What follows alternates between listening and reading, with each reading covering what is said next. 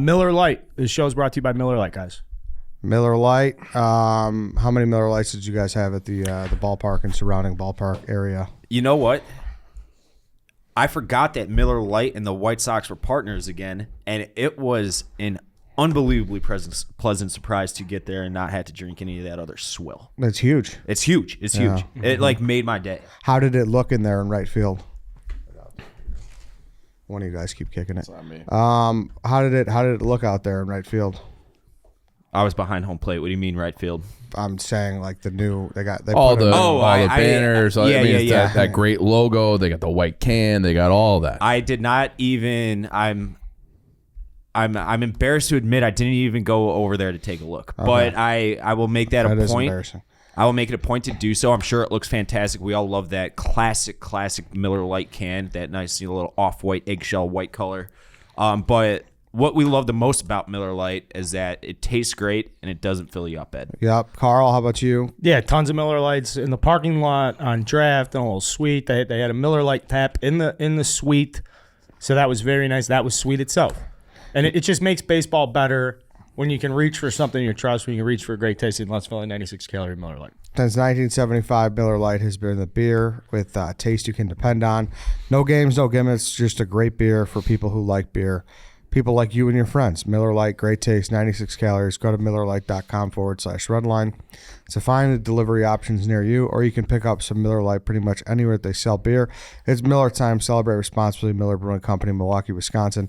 96 calories and 3.2 carbs per 12 ounces. Hey, how you doing?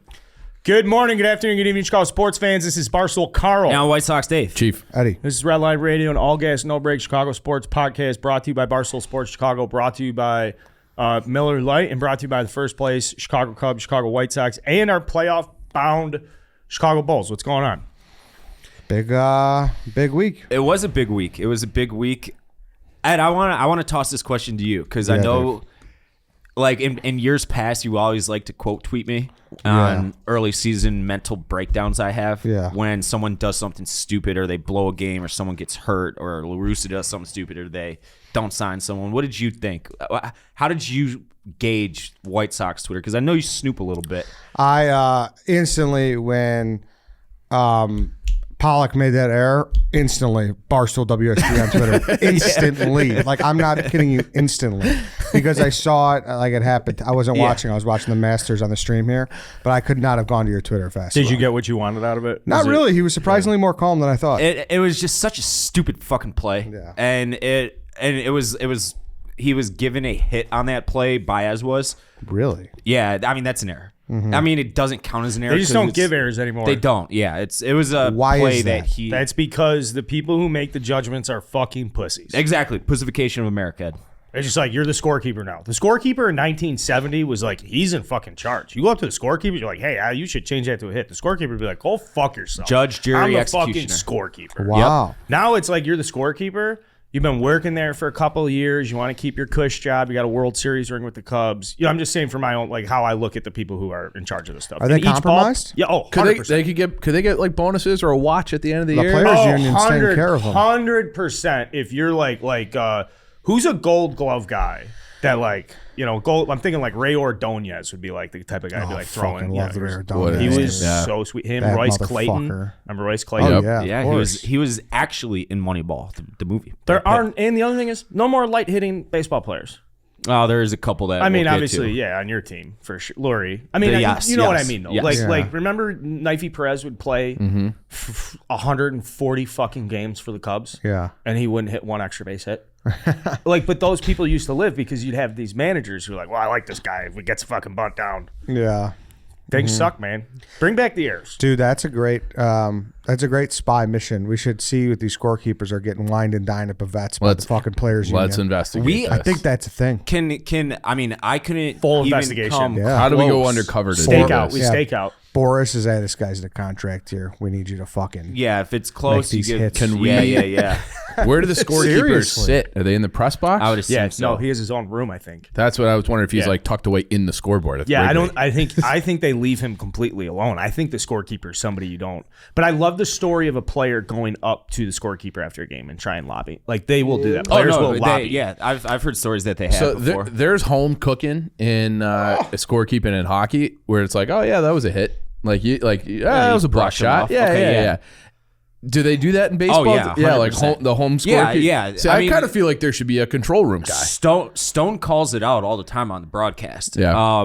You know, if that play would have happened in Chicago, I'm guessing for Hendricks' number's sake, they would have made that an error. Oh, 100%. But it was in Detroit, so And it's all stationary. Is that a dumb question? Like every guy, like you're in the stadium, like they don't move these guys around. Oh, like Each stadium has their own guy. Okay, So okay. each Stadium, club yeah. employs their own scorekeeper whose job is to sit there and rule on each. so they don't travel like the umpires. But Correct. that's got to be Yeah, like yeah, the that's- easiest job on earth. It's got to be the best job on earth. of all time. I wonder what It's they better get than paid. the scoreboard operator. People think is a good job. Scoreboard operator, not a good job. Speaking of which, the White Sox scoreboard operator DM'd me on Instagram mid-game yesterday, and I didn't get it because I have shit service there when it's a sellout.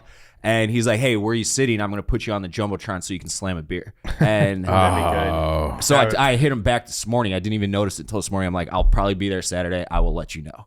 So this is gonna WSD become a thing. Jumbotron. But we all that know. could become a segment. WSD pump the crowd up. Crowd noise. I WSD. want to get ahead of this now. It's been very, very, very on the record. I'm not a speed guy when it comes to drinking. That I'm is not true. a chug guy at all. You're So- like Aaron Rodgers. Oof, that's You're kinda- exactly like Aaron It's Rodgers. so off That's brand for me. that's a pretty bad No, flaw. I'm a marathon guy. I'm not a sprinter. I'm not a 100-meter dash guy. I'm not Michael Johnson. You don't have Usain quick Bolt. twitch? I'm long. No twitch.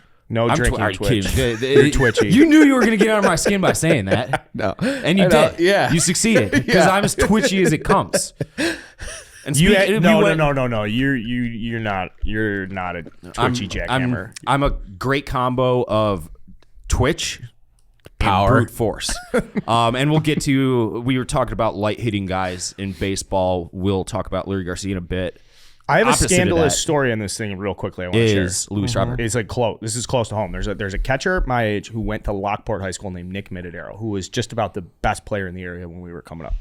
He was on varsity as a freshman type stuff, and Lockport was a wagon. They won the Yeah, state they're always championship. good, All that stuff. He was reported as hitting 700 in the Sun Times, and they would post the averages throughout the year, and they'd be like, this guy, this and that, and you look at the Lockport numbers and you'd be like, how is this guy hitting 500? This guy, and Nick Mittadero was going to go to ASU. I don't know if he ended up going or not, but it was because he had put out like the best numbers of all time. The Coach Hall had completely just fudged the numbers. If you got a sack bunt down, if you moved a runner, he counted as a hit. If you got a sack fly, that would count as a hit. Oh, you can't do that. So then it was like a scandal not like scandal. And this guy was an amazing baseball player. I don't want to take anything away from this guy. I don't know. But I remember being a senior in high school and they're like, yo, did you hear about the kid at Lockport? Did you hear what they're doing at Lockport? That's They're a fudging little, the numbers. They're Anyways. cooking the books. I actually love that. I was hoping it was going to be like the guy at the Daily Herald. They got to him, and he was the one posting like the incorrect stats, just doing the suburban Yeah, it's high like school it's sport his paper. uncle on the back page. right, being like, yeah. hey, actually, What's the Sport guy who Report. runs the Prep Plus for the Daily Herald? There's nobody better than Pat Kevin- Disabato, but I don't know if he's still around. His name is he's still Kevin doing it. Smith or something. Kevin, I know his first name is Kevin. I'm blanking on his last name. He actually interviewed me a couple times, not to brag, but What's the local paper where you're at, Ed? It is the. I want to say it's just the Daily Herald. Okay, so the Yeah. Herald is north, and we had the Southtown Star. yes, I've never it's even the heard same. of that. It's the same publication though, like the same ownership. Southtown used to be its own thing. The Star used to be its own thing. Then they got together and joined the Southtown Star, and they cover like the high schools, like it's a big. Yeah, you know, yeah. I don't know. I'm pretty sure that Maydig the is Daily big. Herald and the Southtown Star are the same thing. They're owned or ran by Yes. the same people, but Yes. just different names to separate the areas. What is the Daily Herald saying about White Sox opening day right now? You think? It's a good question. I mean, probably about this fucking scorekeeper. How about this? Bullshit. Dave and I went to the game yesterday with my buddy. Our tailgates were next to each other. That was really fucking random. Oh, really? I got Like he there. turned around and I'm taking a picture of him, and just the look on Dave's face to turn and see me taking a picture was like, what? I didn't know it was you for a second because you had sunglasses. And I'm like, I was about to be like, if you want a picture, man. I'm like, oh, it's this That would have been fuck great. Because That would've did you been very notice the like fucking split funny. second where You like, had a look. You I were was like, I wasn't like mad or anything. I was No. like, dude, you don't got to snipe a picture. Like, I'll fucking take a picture with you. But I do got to give a shout out to Shane Reardon. I've been showing off about this cheeseburger that he cooked us on his Blackstone grill, which is flat top. Like, I swear to God, it is the best cheeseburger I've ever had. This guy, like, you would fuck it if you want. If you could. I wish I could. This It's is like- the 7th time he's mentioned it today. legitimately. Really? And I Shane haven't- Reardon, I he works for have the not Score. seen it, so we're gonna get a live reaction. Yeah, I wish you would have Hey, had here's one the because thing. you'd agree with I me. told that it's such a bad presentation. No, nothing against Shane. Like, I'm sure he would agree. Shane's but an it's just awesome like cook, it yeah. looks awesome. Everything looks great about it. But like, So that was Dave my or fault. Shane's profile? And Dave. how is It's on Shane's- mine. Okay, how's Shane? It's on doing? mine. He tweeted it looks and everything, like too. everything looks great. Like the ingredients, everything looks there. But the picture you took, It was is because just- I moved the bun to the back of the burger to Yeah. so you could see the full burger, and that wasn't good. But Or you can once I see took the the little picture, crispy edges around the side. it was The melted Holy cheese. fuck! unfucking believable. Got the grilled onions. Unbelievable Looks cheeseburger. Better than Oshaval, Kuma's Corner. Best He burger I've ever fucking had. rolls the ground beef patties himself too. Just looking at this, And thing. it's homemade jardiniere too. yeah, these Oh, are really? Yep. homemade patties Yep. where he's like, Everything getting the about ground it. beef and fucking. Well, Shane's the type of guy, like he probably sneaks in like the Kuma's Corner kitchen and like gets some tips. Like he's like He's a weirdo real- like that. Yeah, Yeah. he's like a real. He's a foodie like that. dedicated to the craft.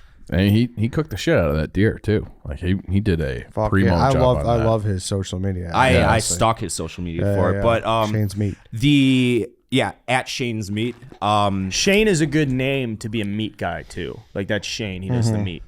Yeah, yeah. Shane. He carries a knife. But I ate so much food at the tailgate. I didn't even have What? anything No. at the game. How are the grilled onions? Can you smell them? I tweeted at Yankee Candle. I'm like, you need to turn this into a candle. The grilled onions. I The smell. don't think you can recreate it No, not because for candle. it's something that, like, it has to hit the cement of the concourse Yeah. and bounce off and just get Could into you your imagine nostrils. guaranteed rate selling the guaranteed rate candle though? Oh, it'd be unbelievable. That's the number one sports stadium candle Chicago has to offer. Guaranteed rate smells so much better than all the other ones. Oh yeah, It's not even It's close. not even Chief close, just yeah. walks in there smelling that mirepoix. yeah. Who doesn't like the smell of grilled onions? So sorry. I've noticed this over the years. You don't want to bring up drafts to me right now. You motherfucker. He's mad at the you draft right now. motherfucker. I- So I'm mad I at mean, this actually, we fake should probably. council. Do you mind we just talk We about this could for a second? absolutely talk about Okay, it. I don't want to wait till. Yeah. No problem. So for those of you who aren't aware, whatever, with the snake drafts, John Daly was trying to be drafted this week as a cocktail, and it was vetoed. I'll be honest with you guys. Like, the internet was after both of you. Oh, It was tough. That I video didn't hit feel over it. 400K views, and like everyone was like, "What the fuck? Should get The your Frankie shit one? together." Oh yeah, Yeah. It was like I mean, Got some big quote tweets. Oh yeah, Frankie's quote tweeted over 100 replies. Like people are fucking shredding you guys. So I think both of you need a statement. Here's my statement. I feel like Carl has some remorse. yeah. Okay, all right. What's your statement? first I then? have a little bit of remorse, and I probably should have battled harder on Shirley Temple, but I wanted a Shirley Temple on the board because that's about as far as you can go. But then you go John Daly, and it's just like, dude, come on, Eddie. Like, it was more like, it was honestly like I felt like you drafted Jack and Coke. Yeah. But here's the thing, and you knew it too once he brought up the transfusion, and you're like, yeah, well, and I understand, but I think I knew you were done then. I knew it was like, fuck, like if that counted, that should have counted. Yeah, I'm not gonna go. Like, I'm gonna lose. But I'm why- gonna lose a technical argument here. I'm gonna lose on technicality Was because I we out? agreed 3 ingredients, and so Was I out of the room when you guys drafted? yes. Yeah. Okay, so the ground rules were 3 ingredients. That's lemonade, iced tea, and vodka. But Correct. if it comes as a pre-mixed drink, But that's But you don't- Eddie drafted it as an Arnold Palmer. that's with what I vodka. said. But like, but there's that's your not- mistake. But Arnold Palmer doesn't mean pre-mixed. It means his yes, drink. it does. No, it doesn't. Chief. No, it doesn't. No, it does not. You can make your own Arnold. Yeah. You Palmer's. can, but the popularity, and that's like their 3rd best seller for Arizona iced tea. But that I'm doesn't just telling you matter. about the There best. was Of course it does. It is Chief, way more in the they- culture they now. made that- And like John Daly has only, No. like that name Dude. of a drink has only been around for what, 10, 15 years? Because John Daly wasn't even a thing until 95. And then you have to have him. The fact that people are like so upset about this, I could be persuaded with a good argument. I haven't heard one yet. No, dude, that's crazy. It had to come in a different form to be made into a pre-made drink. Like, you think that always existed? No, I think They didn't just be like, oh, wow, Arnold Palmer, let's make that right away. Like that's been around for years and years and years, and it's like, oh, this is so good, let's do it. Let's put it in a can. Yeah. Yeah. So then it becomes your pre-mix thing. But dude, you could say that about margarita. You could say that about Aldi's. No, the pre-mix can is what makes No, it a I'm John Daly. I'm on 1,000%. I think on Carl that is side. too. I think you're on an island here, pal. That's fine. I mean, This is crazy I move could by be him. persuaded. I don't want to talk about this. This is a distraction. It is The a point distraction, too. It is a This is a distraction, too. redhead distort the polling. No, the it's not. council This was a is way- bullshit. this was a Carl way- was a runaway winner. There's no way I should have been left off This of that was a poll. way bigger There's story. Now no this is very layered. way. This could just end up turning into like. No fucking way. I do should think I it have was been left off unfair. of that Chief poll. got left off. I do think if you I come had in the with second- Manhattan, Paloma, espresso martini's very popular. Gold Rush. Everyone's like, Gold Rushes are fucking great. And then Danny drafted a penicillin, which I actually don't know if I've ever had. I don't know if I've ever had a Paloma. Danny, go make us a penicillin. I'm telling you. You don't believe that this was real? That what was real. That the vote was real? Well, then you need to fire the council because they got No. scumbag raccoon taste the same as But great strategy there to shit on the council. you. I thought the council was a rotation. The council is the third guy is a rotation. I want some clarity. I don't got to tell you anything. Nah. Can I That's guess who's on the redhead. council?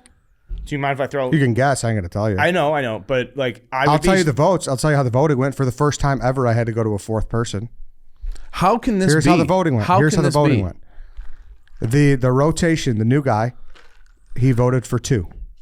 Okay, so I got 1 vote. Let me pull. He up. voted to have 2 left off? Yeah, so that's me. Okay.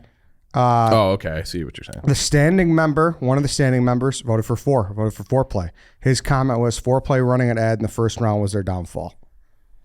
Okay. All right. But he said he was very close to voting me, but he went with foreplay instead. Okay. Okay. And then the third one, who was also a standing member, provided no comment, and he just said 3. So I mean, I but went that's to bullshit. so I went to a tiebreaker, another rotating one, and he said he is going to be. He said he voted for 3. It's just crazy. He said that was hard, but I have to vote for 3. I'm telling you. But You these lost. people should be removed. If that is their drink palette, that they're going to go with a Dirty Shirley raccoon taste drink, a How is that? children's See, drink. that's where it's but like those are ridiculous. not like good cocktails. But I mean, how do you figure? Like we've had a million people tweet at us, and they like one guy like broke down what was ranked as like the top 10. Carl had all 5. I had 4. Just because And yours then was Dave- more manly doesn't mean that it's I don't better. even know that it's more manly. Espresso Martini's not manly. Well, it's You know where I stand. Gold on Rush isn't particularly versus manly. but it's less fruity. That's my point. okay. Chief's big. I mean, man, right? a Paloma. I mean, is I don't fruity. know what to say. It's But because- not my. No, but this is Red Ed has never been left off the poll, and this was the time That's for not Red true. I He have. has. Thank you. You have? He When has, were you yeah. left off? I was I left think it's off the for second time. tall bikes. I was left Yeah, off for that's the one. douchebag moves. That is true. Okay, well, Yeah. you should be left off. You should be next time we do douchebag moves is having a fraudulent council I- with no transparency, no transparency whatsoever. See, this is People what should have happened. to stand by their vote and explain it. No, because Why? if I release the poll members, if I release the council, then those people are going to be attacked, and that's like a jury. They should be anonymous. It should not be. We cannot compromise the council, Thank I think. you. Even though I don't really like that Eddie's the only one who has access. But Yeah. listen, I will wish tell you had these are access to some- another person and that person had access These are to some of the council. most trusted guys I have. So What obviously, about- why- okay, I'm obviously, talking- hey, right Why now, not? Clem is on the council and Jeff DeLoe is on the The council. 2 guys that never leave listen to the show every single week. So it's got to be Clem. I'm not telling you who it It's is. Clem. I'm not telling. It could be Clem. It could not be Clem. We'll never This get is it out of Eddie though. fucked up. This is one of Eddie's great strengths. Yep. You're We going to will be not like the get Irish this guy in information. Casino And when his head in the vice. And then the third person I ask always typically has some type of connection to the topic. So take that- cons. well, we know Take that Large for what was. it's We worth. know Large. Or Large, we know yeah. Large voted Eddie off. could be large, could not be large. I wonder what Ryan Whitney has to say about this. Fuck him. He sells Pink Whitney. He doesn't. He's not. We should have had a Pink Whitney cocktail. Oh, dude, no. That was What a do you miss. mean? That's not That's a premix. That is a That's premix. That's never existed. Why don't I just take strawberry? Nobody's ever made pink lemonade and vodka before Pink Whitney existed. We would say that that's not a cocktail. Dash That's the Barstool same. Chief. That's you're making the point. You set the rules. You set the rules. Then I should have taken a This vodka is. soda. I feel like I I'm think I know arguing how to with settle White Sox this. Dave right Settle now. it, Dave. I know how to settle this. You two need to fist fight each other on camera. No. I don't think we're gonna fist fight. That's You But- pussies. that's a But it's, to me, that Arnold Palmer makes it a pre-mixed drink. I How many times have you ever had one where it's like it's on a cocktail menu and you make it yourself? It does not matter. It does matter. Dude, it does not. And Peak Whitney's only 2 things. We didn't draft it. It wouldn't be No, draftable. I know, but And a Pink Whitney is not even 2 things. It's really just one thing. It's just a flavored vodka. You're not just drinking that on I the rocks. understand that. But it can be made though. Like if you wanted to, if someone had pink lemonade out of a fucking jug. And if Yes. you ask for an Arnold And that Palmer would be at a a bar, one ingredient in an alcohol. if Which you know, ask but for that's not my or a point. John Daly at a bar, they're not cracking open an Arnold Palmer. I think most of the time they are. Absolutely They not. have it behind I the bar. have gone worked in now. multiple I bars. think they just gun it. Yeah, they gun it. I They have had- worked in multiple bars when I was, 21, 22 years old, whatever. And if I worked at a golf course. You could, I mean, And it was if a you very think a popular golf drink. course is Golf a course. golf course definitely has both of They those use the options, gun. and they mix it up too. Definitely. I'm on Ed's side. Come on, wholly bro. here, and He's on your side. How does that make you feel? That makes me feel good because his brain is functioning today, not yours. The first time ever Dave agrees with you, now you like it? No, Dave is Usually, like- if Dave's, that's always been your thing. If Dave agrees with you, you're Well, what wrong. I'm trying to that's tell what you you is- say. what I'm- That's what you what I'm say. trying to For tell- 4 years, you've But said if what I'm Dave trying to agrees tell with you- you, you're wrong. what I'm- You've said that for 4 years. correct. But what I'm trying to tell you right now, I feel But like not now. I genuinely feel like I'm arguing with Dave right now. That's how You should be embarrassed. You should be embarrassed. How am I embarrassed? He just threw you under the bus. That has nothing to know. He threw Ryan That under has the bus. nothing to do with it. He just said He he feels threw like he's Cheap arguing under the against bus. you. Because I know what a fucking idiot I am. This is like 3 Spider-Mans playing You, each other Dave. now. Yeah, it is. This is The Office. This is The Office. But yeah, I think look. this is your worst argument I've ever heard, Chief. I think I could be persuaded, but the fact that you guys can't admit that the John Daly came after the can, and that was what made it an alcoholic golfer. It's the one thing. It's the can. Chief, dude, you really don't think people were making this before the can? This All is right, we're all right, calling all it right, as hold John on, Daly. hold on, hold This on, is hold not on. where the argument needs to live. They Hold weren't, on. they weren't Hold calling on. it a John Daly back then. John Hold on. Daly was golfing in the fucking If 80s. I- No, dude. he was not. Do we have? He became a national figure when he won the British Open. What was that, 93? 91, he 94? won the PGA at Crooked Stick, and he got the news he was an alternate. He drove fucking straight overnight, didn't even play a practice round. Showed up Thursday morning. I think he won the field. Turned by 8 pro in fucking 87. strokes. Turned Hold pro on. in 87. I am FaceTiming a friend of ours who happens to just own 1,000 bars. Hopefully he answers. Who's this? Dante. He fuck you button me. He's probably at one of his bars. You 1,000% of the time, if you are in a bar, like you're at the 9th or the 19th hole after a round of golf, and you ask for a John Daly, they are using the guns, mixing the drink, and that is a fucking cocktail. How about you about are this? crazy How- if you think they have cases of Arnold Palmer. Arnold Palmer was born in 1960. Arnold drank the combination of tea and lemonade No for shit. decades. No shit. After a hot day on the course at Latrobe Country Club, he would ask his wife, Winnie, to make him an iced tea with lemonade. What the fuck does that have to do with what Latrobe we're is talking a about? Because that's how Beautiful it was course. invented. Like, it's not like, Yeah. hey, Winnie, make That's- sure that this is in a can, concocted, like already pre-mixed. Okay, so when did they start calling it a John Daly? They started calling it a John Daly. I think it was in the 90s, and John Daly got mad because he wasn't making any money off of it, so he opened his 2005. own company. The He opened answer- his own company. He did that in 2010. Okay, and then Miller Coors, shout out Miller Coors, started marketing and distributing a commercially available malt-based version of the beverage under the Arnold Palmer Spike name in early 2018. Oh, so it's a pre-mixed can. But A malt 2018, beverage. dude, like that's what Yeah. I'm saying. That's not that long for you to consider like, oh, that's been around forever. That's what everyone uses. That's my point. Is that the canned version made it a thing. The Arnold Palmer can with the vodka. This has only been a thing since 2005. The Arnold Palmer's been around for a long time. When it became more popular is when it became commonly used in a can. As they do hundreds of millions, maybe 1 billion units of that in a can every single year. The most prominent form of that is the pre-mixed in the can. So you can say like the random bar at a golf course might shoot it with guns, but this is the most prominent. We gotta move on. This is Freaky Friday. 90% of their sales are through the can. You're brain White Sox is- Dave yeah, right now. Yeah, you are. No, you guys Yeah, are you all sicken me. morons. No, you guys dude. are all They're- morons. No, I don't. I wish you knew what sicken you were me. doing. Like I know exactly what I'm doing. 1960s saying I'll have the Arnold Palmer drink. I'm sorry, did you draft The an Arnold Palmer? Are we 60s. debating a John Daly or an Arnold Palmer? Dude, your drink, your trouble your lies within the first drink with the mix. That's my point. It has nothing to do with the John Daly, because your problem is the iced tea and vodka was not lemonade and vodka. I understand. Lemonade iced tea. No, well, whatever. We can move on. You don't understand what I'm saying. I don't think that you're The correct. 1960s. I he was drinking understand this. people have been having sweet tea and lemonade for a long time. No, but according to you, you don't. You think that's that if not people what I said. You don't listen. Take the potatoes out of yours. Now I am White Sox you Dave. are insinuating that it was like when people think of it, they only think of the premix. That's my point. Of the Arnold Palmer? Yes. Yeah, because they do 1 billion units of sales in that premix a This year is and tough. I made can't it go- I gotta go national. on. They made it a thing. And then pouring the vodka in it became colloquially done in 2005. So like the Arnold Palmer, the drink, the can, had been around before the John Daly. So when you start with the vast majority of those drinks that are made with the can. This is tough. No, I think. Are you mad you got left off?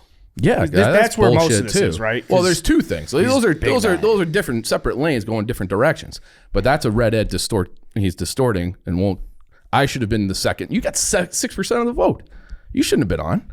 I guarantee if we More did a than run, 6% more than you. you want to do a runoff, you want to do a runoff. You do a one-on-one? That doesn't happen. So Why no. not? You don't can want to. just make up the rules whenever you want. You know I what? choose I'm going not to do a to. runoff. I choose I'm going not to pull to. out a runoff It's poll. not official on your Well, Twitter. Danny, would you be interested in doing a runoff?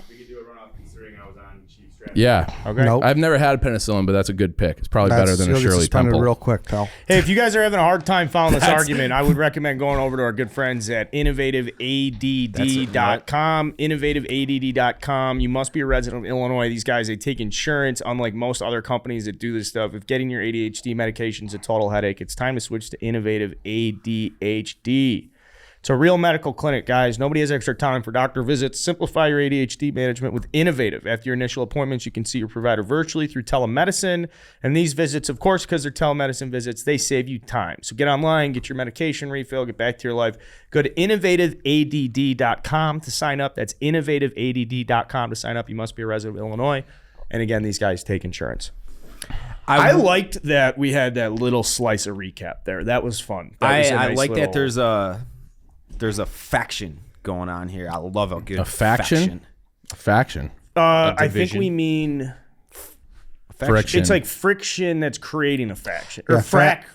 Are we fraction. fracking? No, we're not digging for oil. A faction is like a group. Like Yeah, that's you and like- Ed, yeah. you and Ed would be a faction in this like- I I argument. thought it was like a division. No, it's No. like the oddities Yeah, from WWF. yeah. A state of conflict within an organization, dissension. Corporate I'm right. ministry or something like that. Yeah, You you can look guys it have up. created a faction off of our like the Section 108 guys. Are they a faction? Yeah, totally. No. We They're should do not. a bit where we bring them up every single week. Just Yeah, find a you're reason a to faction. organically. I think that's 6 weeks. in I'm a row. looking at the definition a small, right here. organized, dissenting group within a larger one. You two are a faction. Faction needs more than against two. Me. Okay, so I Yeah. was directionally correct. Correct. Thank you. Yeah. I would like to talk, what the theme and the thesis of our podcast is, which would be Chicago sports, because I got a lot of issues with these people. With us? Do you? No, Showing a lot of that's, leg today, Dave. They're just riding up my gooch right now. We've seen more leg. yeah. It's a lot of leg. Where are your sweatpants, shorts? They're in my closet. I saved them. Okay. 75, 75. I threw out like fucking hundreds of pounds worth of clothes when I moved. When I bought a house, not to brag. And I did save those shorts. Good. Should I sew them up? No. Take them to a seamstress? No. The seamstress for the band. I want a couple of notes right here. Luis Roberts, the best White Sox player I've ever seen in my life, and I'm not saying that. He's fucking legit. He is unfucking believable to watch play baseball. Did man. he hit that ball out to right? Yeah, off a slider. So Eno Saris, do you know who Eno Saris is? He's the stat nerd guy. He like wears his nerdiness on his sleeves. He's Sounds like a nice guy. He's a baseball math guy, and he's really funny on Twitter. Great follow, but he's a complete and total nerd, and he like embraces that about himself. And he's got a new analytic that he invented. I want to say it was prior to the 2021 season. It's called Stuff Plus. Basically, it's a measurement of how nasty, and I don't know the calculations and all that, but it measures how nasty a pitcher is through different variables and all that stuff. That's way too much for my dumb brain to handle. But Matt Brash, the starting pitcher for the Seattle Mariners yesterday. He's about a 6'1" maybe, $170. I picture him kind of like a Pedro Martinez. Sounds like Tim Hudson. Kind of like Tim Hudson. Said he's got the through one start, its first career start, the best stuff plus ever. He had a tweet about it. I had a perfect view of this guy's slider. It is the filthiest slider I've ever seen in my entire life. Dang. I'm not kidding when I say that. His sliding, when I mean sliding, like his release point is the exact same pitch is it's perfection. And Luis Robert took a 2-2 slider off the plate and just shit on it to the right center gap. I think it was a 111 off the bat, I think I saw. Like, there's maybe a handful of hitters in all of baseball, definitely not a left-handed hitter, because they would have swung over the top of it. It would have been on their back hip. It was one of the most impressive hits I've ever seen. I'm not just saying that because it's my guy and everything. He's getting to the point where, like, it's not just staying healthy for White Sox fans. Like, he needs to stay healthy for everybody. For everybody. He's a star. Drop what you're doing and watch him hit good. He was 1 for 4 yesterday, struck out for the first time on a Brash slider.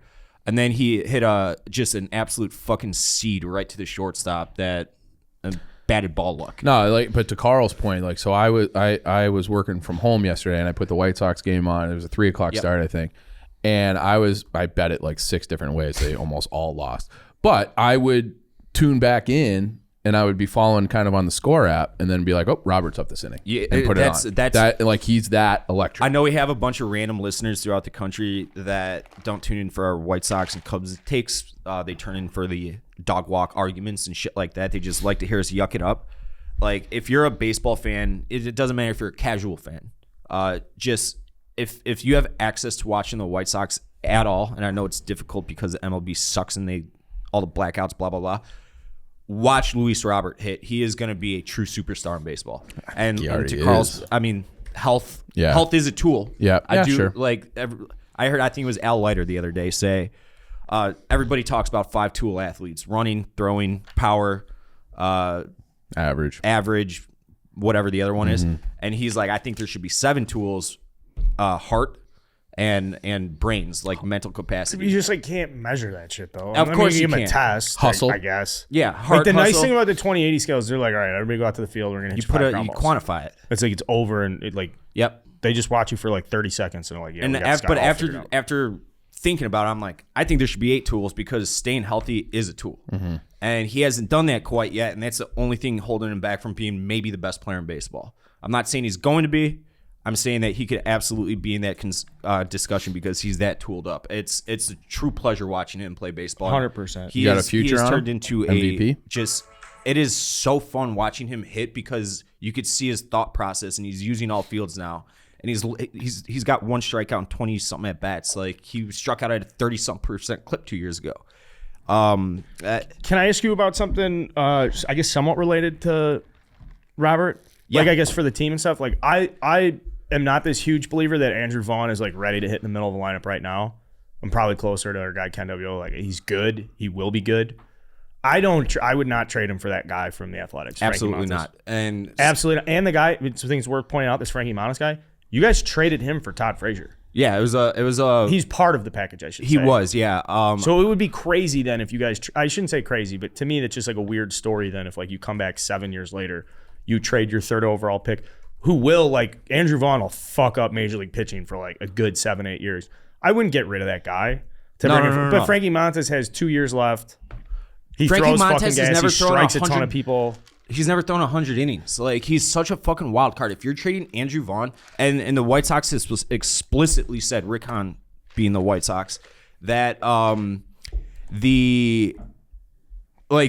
he's not being traded. But I can see a scenario if Luis Castillo is just fucking dominating NL Central hitting come July, that maybe. But it would have to be someone of that quality, and I don't know if those guys exist. Andrew Vaughn's not going anywhere. Andrew Vaughn is gonna. I've said it time and time again when they drafted him out of Cal, and a lot of this goes back to my convos with Tracy Smith, ASU's head coach, who played against him when same conference and everything. I truly think he's gonna be a fucking stud hitter, and I said multiple times, I'm like, don't be surprised if Andrew Vaughn turns out to be the best hitter in this lineup. I'm not saying best player, best pure hitter, better than Eloy. This was a couple years ago, and now Robert has obviously taken that and ran with it. So I don't think this is the case anymore. But if he is Still very high. yeah, if he's right behind Luis Robert and ahead of Abreu, ahead of TA, ahead of Eloy, like you're a fucking stud hitter. I think he's going to be a 300, 400, 500 guy with 30 bombs, 100 RBIs, playing first base for the White Sox for a long time. And like his path to the show it was very atypical with the pandemic year, and kind of being forced into action with Eloy's absence and at the tail end of spring training in 2021. But like you're starting to see, like, I mean, he's teed off on right-handed pitching thus far. Yeah, he's been not in the lineup the whole time, but he's a good player. He's a good player. He's a good, solid player. That lineup, and we'll get to the pitching in a moment, the lineup will shit all over bad pitching this year. So I agree with you, but I think the challenge now for White Sox fans, like, stop looking at it like that. Like we know that. You guys know that. Everybody knows you guys are going to shit on bad teams. Like, it really, the only thing that matters to the White Sox is winning that first round series this year. Because it'll be the third year in a row you guys are going to be in the playoffs. It'll be the third year in a row you have an opportunity to, like, cash in on all this work. Does Frankie Montas fucking move the needle in a 5-game series? I don't know that he does. He doesn't. I don't but think does so, Andrew yeah. Vaughn move the fucking needle over the next 6 years of getting you guys to that first Abso-fucking-lutely. round? Absolutely. Absolutely. So, like, where's the balance at? What you need is, you need Lucas Giolito to fucking just take a little bit of the next step and be a guy who goes out and throws 7 shutout in fucking October. Like, you just need that guy, and then Tim Anderson's a fucking gamer. Like you're saying, Luis Roberts fucking healthy. At some point, you don't need 9 fucking superstars. You need guys who hit the ball, play hard, have balls. You could tell TA was like pissed off. Like, I forgot about that little like suspension that he had. I did too. And he until just came out like gangbusters that first game. That was on 3 Saturday. of 5. Yeah, he said he was sitting first pitch fastball, first pitch of the game. I think it probably really got to him that he went 0 for 4 yesterday, and we're recording this. It's noon on Wednesday. I don't think they're going to play tonight because of the weather, but like, don't be surprised if he is so pissed off at his 0 for 4 home opener because he wants to put on a show for the crowd. Like, he's a showman. Quiet guy in real life, but once he steps foot on the diamond, he's a showman. Don't be surprised if he goes like 4 for 4 because he's got a bad taste in his mouth for going 0 for 4 on White Sox home opener. But a lot to like. Liam Hendricks, not worried whatsoever. And I hate the excuse of batted ball luck, but it's not. It's batted ball luck right now. He's going to give up his bombs. People cheat fastballs, and if they catch a barrel, they're going to hit it a mile. Shit happens.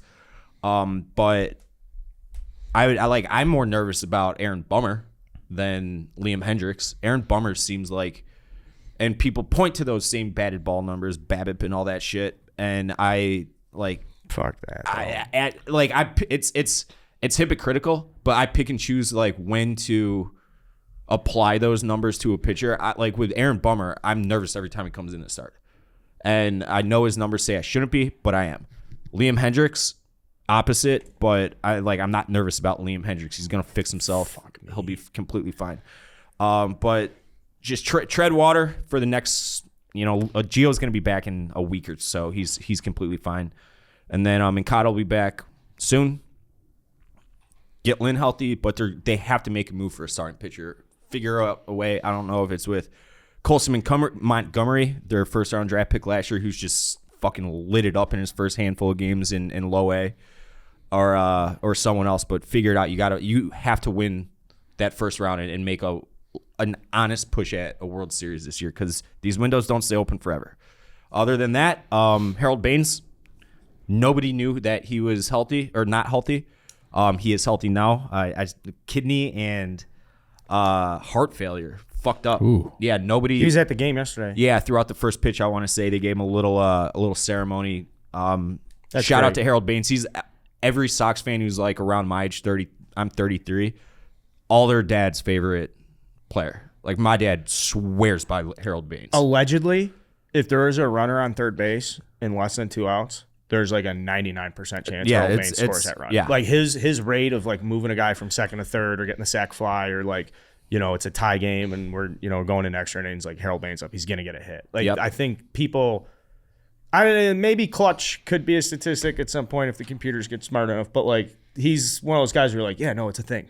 It's definitely a thing. Look at Harold Baines. He's That, clutch. he's a good example of that for sure. I like my dad would lie down in traffic for Harold Baines, and a lot like that's just how they look at him. Like Sox fans that are 50 plus years old, like they idolize that man, and it's good that he's rebounded. He was in the hospital for 4 months, but and shout out to the donor family. So, but I'm happy with the start of the season. Aside from one inning, they beat the Tigers up and down the field. That was an A-ball team versus a JV team. And Tigers fans, they got super fucking chirpy with me, and I love it. I want to hate the Tigers. I think they're going to be all right. No, they'll be fine. They're think they're gonna a be year all right. away still though. The Twins looked okay last night. I think Twins are going to rake. I think it's going to be an interesting division. I It think is. gonna be It's not the same dog shit it was previous years. The Royals look fine. They Bobby got Witt's out there. Yeah, he's a freak. It's a much better division now, and it's going to keep getting better. So that's one more reason you got to good make stuff. that push. But And all you in had all, I'm very happy. Score with the your first start opening of the day season. experience scale 1 to 10. I'll give it a. I mean, it was perfect. The weather great. yeah, the weather is perfect. That's actually like the perfect tailgate weather because you can go hoodie, you can go shorts, you Yep. can go t-shirt, jean, like nothing. Hoodie with the shorts. That's Yeah. actually the Whole ideal. thing is in play. Yeah. Hoodie and shorts is a good life. I feel like you get 4 of those days a year. Yesterday was one of them. Yesterday was one of them. And we enjoyed it. There's something that was said during the ad read that actually made me very upset. And just quickly, like, does it bother anybody else? Does anybody else see it as kind of bullshit that Obama can like be the president of the United States and then retire? And you know how good he's going to be at a documentary voiceover. He's going to be up there with Morgan Freeman. Yeah, like he'll be David very good at Attenborough. that. Like he's just a fucking. He might be better at narrating than he is at winning. No. general elections. You can't say better than Attenborough for a respect to David Attenborough.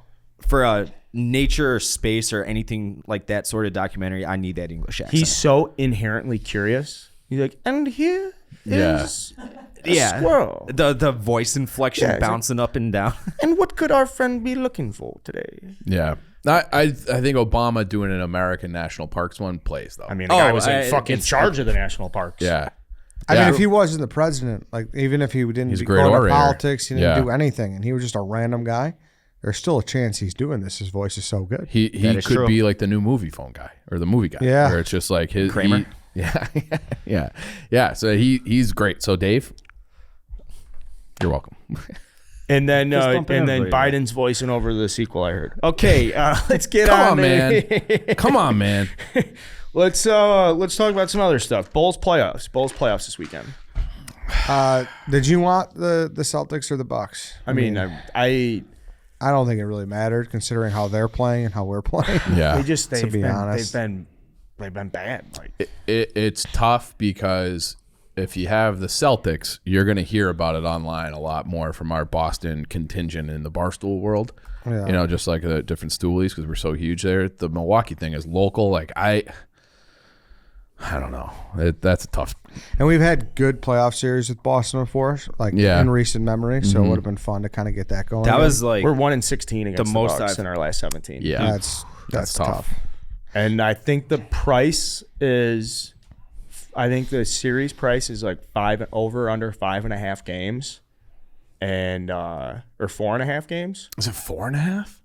The Bucks are like minus 500 game. Yeah, it's money line. It's big.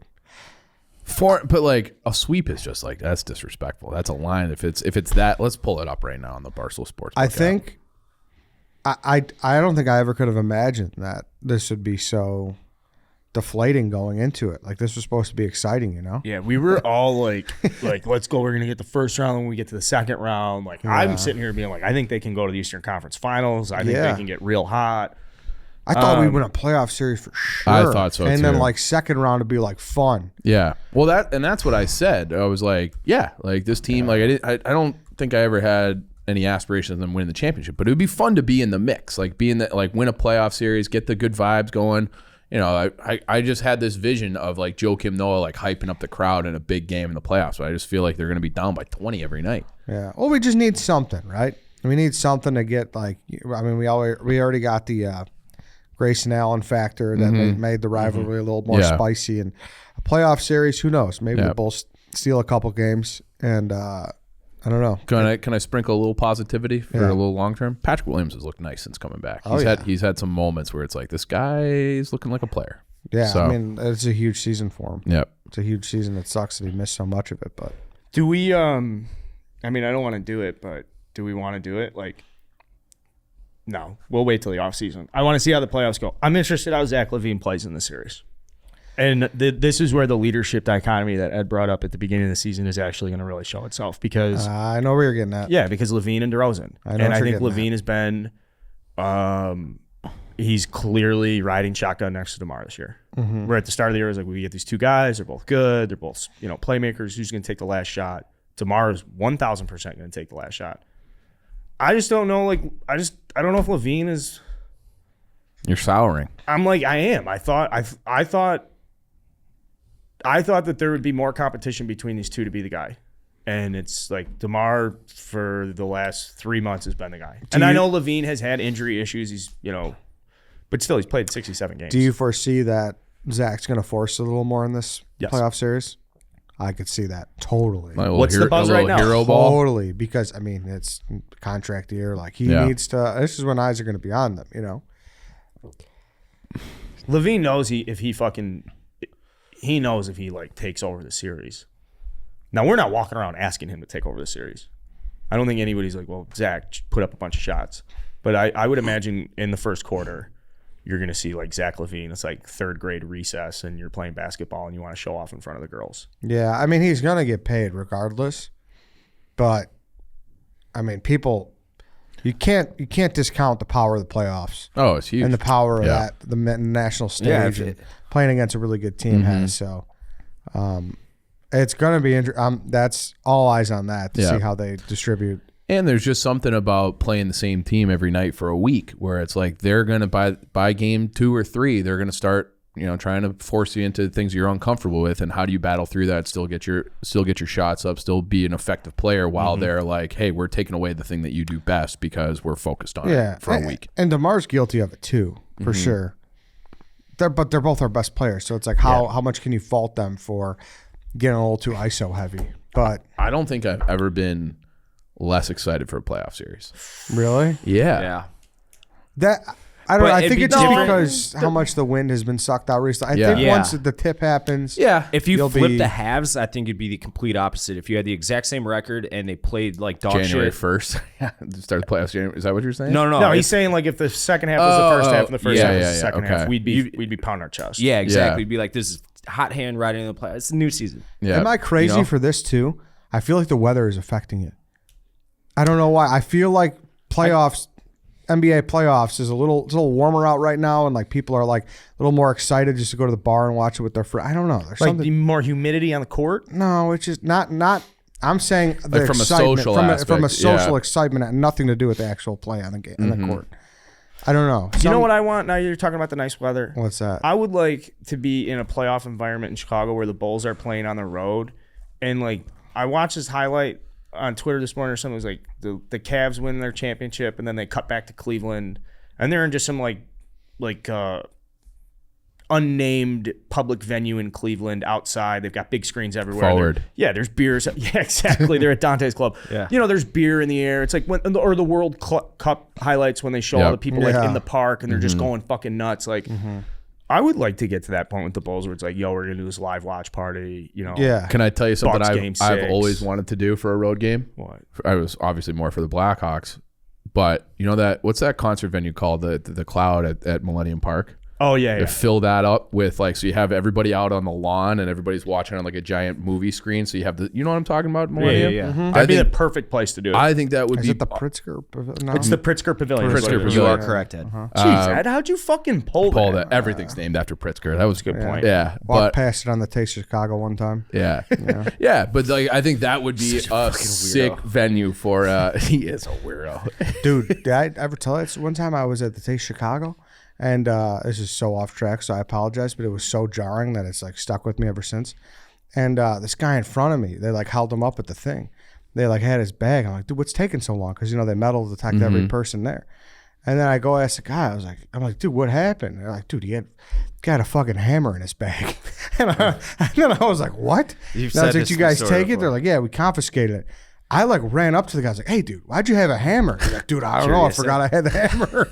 Who the fuck just brings a hammer into the taste? It's crazy. You obviously haven't watched the pilot episode of Killing It with Craig Robinson, because you would know why a hammer can come in handy. Just in case you have to murder a python. Yeah, a Burmese python. I guess fucking got garter snakes at the fucking Robinson's rib sandwich tent, but I just couldn't believe it. I'm like, "Hey, dude, what are you doing with a hammer?" He's like, "I don't know, man. Forgot it was in there." I was like, "Oh, all right." Could have happened to anyone. Exactly. Ed's the only person on earth who has like Seek that guy out. Yeah, because I would have seen it. I've been like, that's kind of odd. Fuck, if I had But 2 mics, I would sit down with that guy on the lawn. without We having know. been there.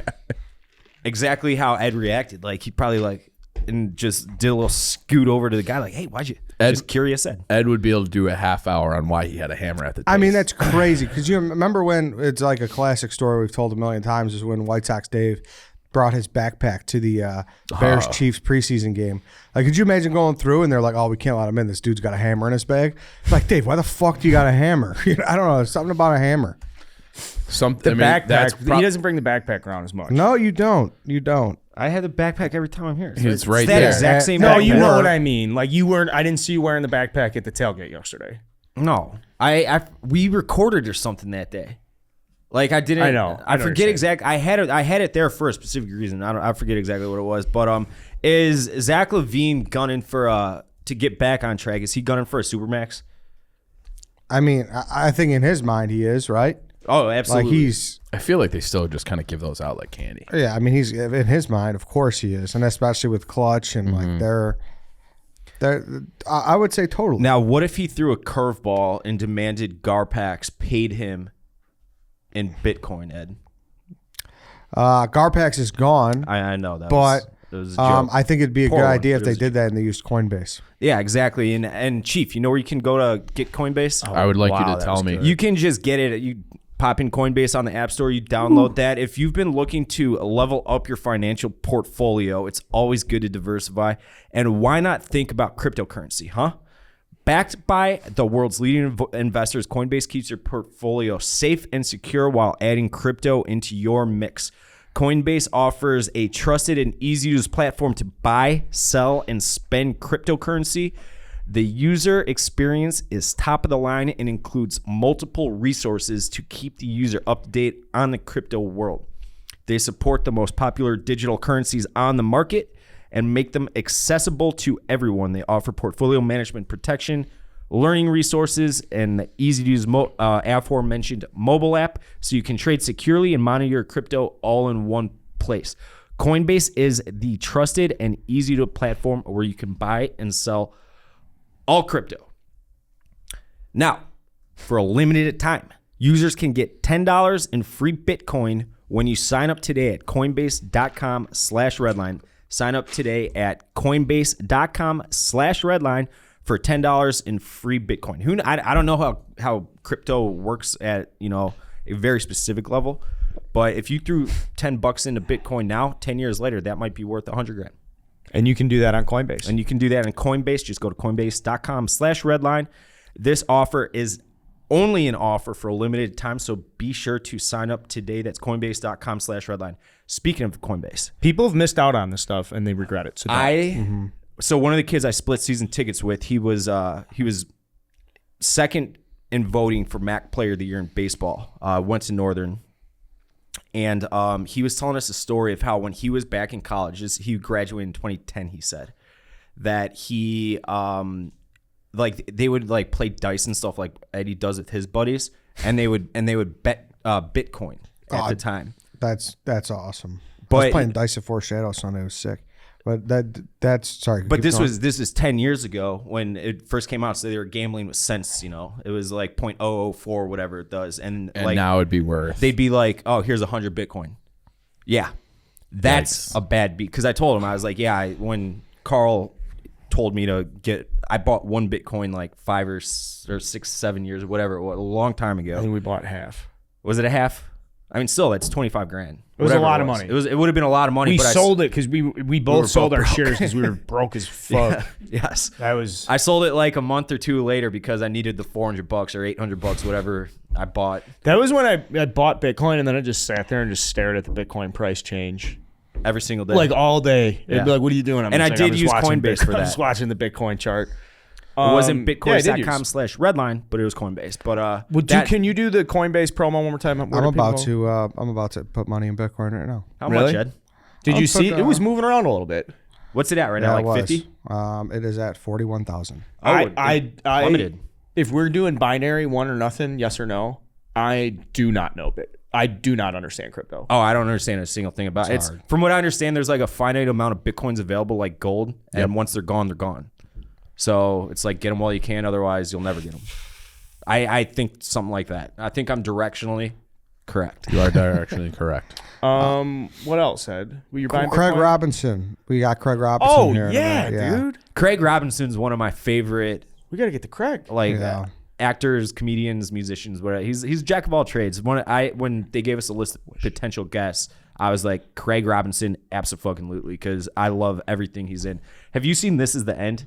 Dude, I'm embarrassed, but no, because that's one of those movies that's been on my list forever, and I just haven't done it. Like, I hate stupid movies like that typically, but Only the finest for you. there's a handful of them that are just so perfect that it breaks the mold for me. And This Is the End is one of the funniest movies I've ever seen. Obviously, his work in Eastbound and Down. Kenny Powers is my God, my idol. And he plays Reg McWorthy, his worthy adversary in the TV show. He's on The Office. He's Knocked Up. He's been in a million different things. He's a Southside guy, a Whitney Young guy, and an Illinois State guy. So without further ado, Casino guy. and Casino guy, we'll get to that. Craig Robinson. Whoosh. Okay, so we're in the interview portion of the show today. We are joined by Whitney Young, ISU and Chicago's own Craig Robinson. Craig, we're excited. We're Chicago guys. Thanks for joining the show. My pleasure. Thank you for having me. What's up, Chi-Town? Honestly, so that was my first question. So you taught in East Chicago, right? Yeah, I taught over in Hammond. First, I was Hammond, Indiana for a year, over in Hammond and Whiting. Then I moved over to Chicago and taught at Horace Mann for a few years.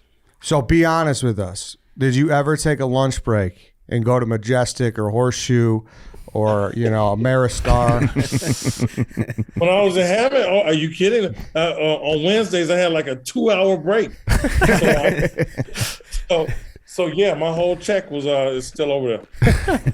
That's great. And then second question out of the gate here, our guy down there, Danny. So he's just our social media guy.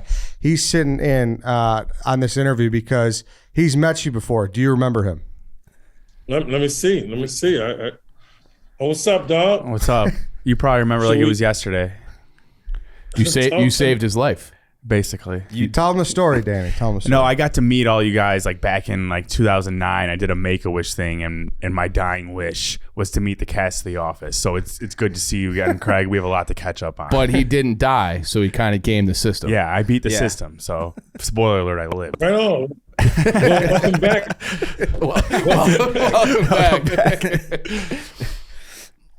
So you're on the show today. You just started your new TV series on Peacock called Killing It. I watched a pilot yesterday. I think it's really difficult to basically you gotta hit a home run on the first episode for any TV series. Otherwise, viewership will probably just fall off a cliff. Correct? You know, it's I can't even call it, man. That's a theory. You know, I think some people have some patience and know that you got to establish character and stuff, but I cannot call it nowadays. I don't know. We just try to do some good work and put it out there. So I watched the pilot actually this morning. I watched it, and like the attention span of all of us with social media and everything these days is just it's non-existent, I see and that, yeah. it grasped me.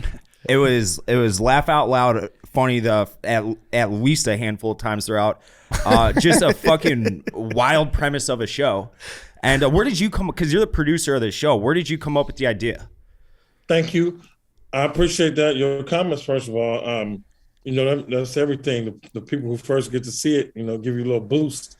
And I I am exec producing along with Mark Shulman, Dan Gore, and Luke Del Tredici. Now, Dan and Luke are of Brooklyn Nine-Nine. You know, they wrote the head guys over there. So we were looking to do something, and they came up with these 3 ideas that were great, but this one stood out, and it was like, let's see what that is, because it's way different than anything I've ever seen or than I think is on TV or streaming right now. And it's also just interesting, and you know, we could definitely mine something out of that.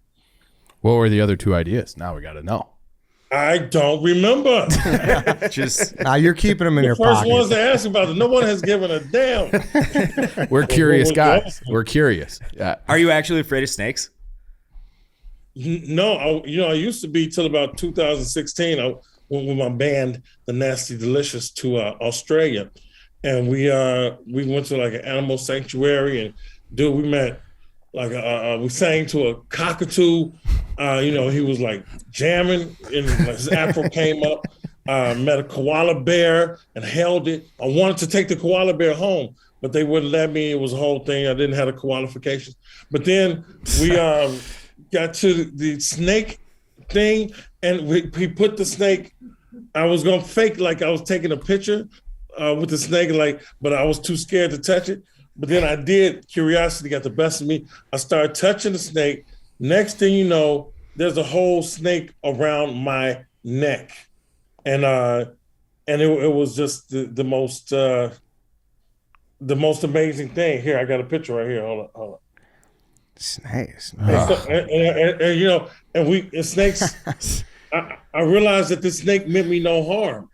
You know what I'm saying? I was like, I've been lied to by the Bible and Indiana Jones. No, but like you can't be too comfortable with snakes, though. You can't be like a snake guy. That's weird, right? Like if you have if you got tanks in your house and shit like that. You know what? I wouldn't mind having a snake or 2 at the crib. Now I heard some people, they said Dwight Howard got like 25 or 500. I'm not sure, but I probably wouldn't go that far. But I wouldn't mind getting like a little corn snake or something like that. You're better off with snakes than the koalas. All the koalas have chlamydia. Yeah. Did you know that? Yeah, they're... That you might want to get tested. Yeah. You might want to get tested. All koalas have chlamydia. There's nothing a koala could bring to me that I haven't faced already. you got that natural immunity, huh? Natural immunity. Yeah. Wow. So... Could we print that? Craig has had the clap. Is that okay? We'll throw it on his shirt. That's the YouTube title. Craig Robinson has chlamydia. Actually, there's the premise for your next show. Oh my God. Yeah, that is. That's now we just gave you an idea. A guy struggles with chlamydia after coming in contact with koalas. Yeah. Oh, yeah, I think everybody will watch that. Yeah. We're That's idea a movie, guys here. yeah. So I want to kind of do a little compare contrast with different projects you've worked on. So this one's obviously new and killing it. How many episodes have you guys filmed so far? 10. 10. So you got 10. That's the whole first season. You got a whole base under you right now. Like and that all comes out tomorrow at once, correct? Is that what I read? Correct. Yeah. Correct. Dropping everyone. And one is the pilot is airing right now, streaming right now, Yep. but the rest of them drop tomorrow. So how much fun did you have working on this project compared to like Eastbound and Down, Hot Tub Time Machine, all that other shit you got going last 15, 20 years? Oh man, it's I've had some incredible times, and working on these different projects. This was filmed in New Orleans. This Is the End was filmed in New Orleans. Mm-hmm. Now, if you can imagine that crew in New Orleans for like 2 months, I think one day Danny and I went off and had some absinthe. So it's been crazy. This was interesting. I guess it depends on where you're at, the fun levels, because this was a hella fun because I was going around New Orleans and I was hitting the comedy spots and I was going up and I actually built some new material just being there, not having my keyboard and stuff. So it was awesome in that right. I sat in with some bands around town. I ate some incredible food and I wasn't drinking. So yeah, it was incredible. It was all incredible. Comparatively, I don't know. I don't know. It's just the different levels of maturity. You know, Hot Tub Time Machine. It was. I think I was heavy drinking and partying all the time. So that was a whole different experience. I mean, I feel like you got to just be drinking nonstop with that crew for Hot Tub Time Machine. It was, man, that was something else. That Clark Duke, boy, I tell you, Speaking of Hot Tub Time Machine, how do you get along with John Cusack? Me and John are great. He's real cool. All right, so we got it. This guy to my right has a long-standing beef now with John Cusack. Yeah, did you see? Oh no! Did you see that asshole at the White Sox playoff game last fall? Go up to him and call him out on his fandom. Call him out on his what? On his fandom, being a North Side and South Side baseball fan. What do you think about that, Craig? Can you cheer for the Cubs and Sox? I know that it's sacrilegious, my friends. So I'm going to stay out of it. I don't know anything about Charles Beef. Yeah, he does not like me, to say the least. It's like a genuine hatred for Dave. It's a genuine, like, he loathes me. But that's all good. I was going to ask, like, who's the best actor you've ever worked with? Just best actor? Yeah, or actor, actress, like flat out talent. You're like, holy shit, this guy or girl's good. David Allen Greer. Oh, he's fantastic for sure. Jumanji. Yeah, for real. He's incredible, man. Like, I mean, with the comedy, obviously, and he might be the funniest actor I ever worked with as well. But yeah, he's a big inspiration. So, Craig, you mentioned your band before, and we see you like show off some of your music skills in Brooklyn Nine-Nine, even This Is the End with Rihanna, and later in The Office when Kevin and the Zits formed. How much would you say being musically talented helps out with like auditioning for roles? I feel like in a regular job sense, it's almost like also knowing Spanish. Like it's just that much better. It has music is my partner throughout this whole career. It's even navigating Hollywood. When I started, I was like, you know what? Let's just find a rhythm to it. It's in everything I do. So yeah, you are 1,000% right. Can you pull up a picture from when we met? I should have that ready. I got you were in and out of your trailer. It was a weird situation. I was like holding Angela's baby for some reason at the time. She just had a kid, and like Dwight and Andy had just got out there. So I'll have to pull it up. We'll insert it in the episode for sure. Was that common, Craig? Like, were a lot of people there from Make-A-Wish? Like, or was that like a common wish? Like, how many people do you remember? If that? Yeah, so it happened. Sometimes, and to this day, you know, we'll send out video messages for kids or what have you, in that situation. So yeah, it's definitely common. It wasn't like every week, but yeah, it's happened a bunch of times. So as long as we're on topic here, when I was there, I got to watch like a scene go down, and it was actually a scene where Pam gets to punch Michael after Michael dumps Pam's mom, and I watched it, and I mean, they must have done it 45 times. And so, for instance, when there's a scene like in The Office where Michael knocks over all the shelves in the warehouse, like, do you still do that scene that many times and just pick everything up again? They got people, you know, on that to make it look exactly like it did before it happened. So maybe not 45, but sometimes it does. It takes a lot, and then sometimes you can do it 3 or 4 times and you'll be done. Gotcha. But there's definitely going to be multiple takes. Mm-hmm. Craig, what do you think?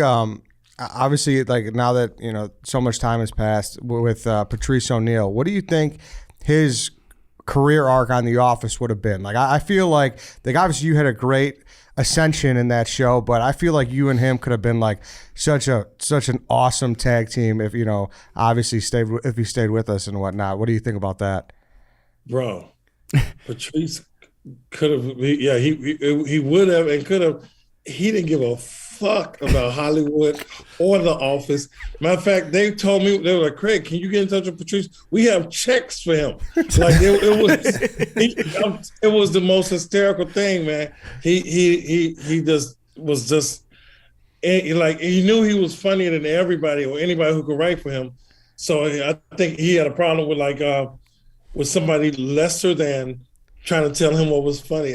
It was he was so awesome, man. But no, he didn't give a damn about being out there. So if sky was the limit, but he didn't want it. He wanted to be in New York.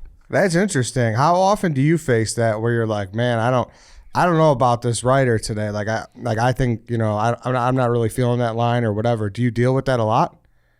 No, I'm more collaborative, and like for instance for this show, everybody's at the top of the game. So even though I might not know somebody, I'm like, oh well, let me see what they're talking about. Now I have been in some situations where it's like, I don't know about that, but then I'll just kind of like listen and then still do what I'm going to do. Mm-hmm. Like I might not change it, but for this particular project, it was all systems go. Come on, give it to me. Let's go.